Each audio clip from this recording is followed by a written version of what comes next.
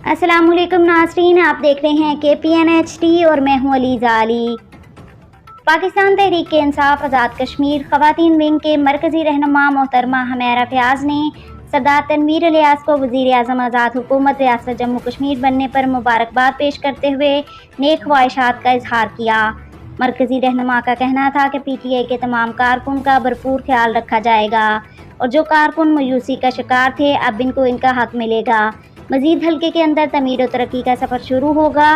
वज़ीर आज़म का कहना था कि आज़ाद कश्मीर के अंदर सबसे बड़ा मसला बेरोज़गारी का है और कसीर तादाद में लोग पढ़े लिखे हैं लेकिन वसाइल ना होने के बायस बेरोज़गार हैं। मेरी कोशिश होगी कि ज़्यादा से ज़्यादा लोगों को रोज़गार मुहैया कर सकूं।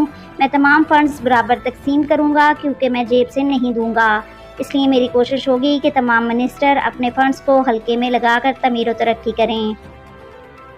इनका मज़ीद कहना था कि सदर रियासत का तजर्बा ज़्यादा है और इनकी रहनुमाई में तमाम काम होंगे और पूरे आज़ाद कश्मीर को बदलेंगे। PTI की गवर्नमेंट में वाज़िया तब्दीली नज़र आएगी। मज़ीद न्यूज़ अपडेट्स के लिए देखते रहिए KPN HD।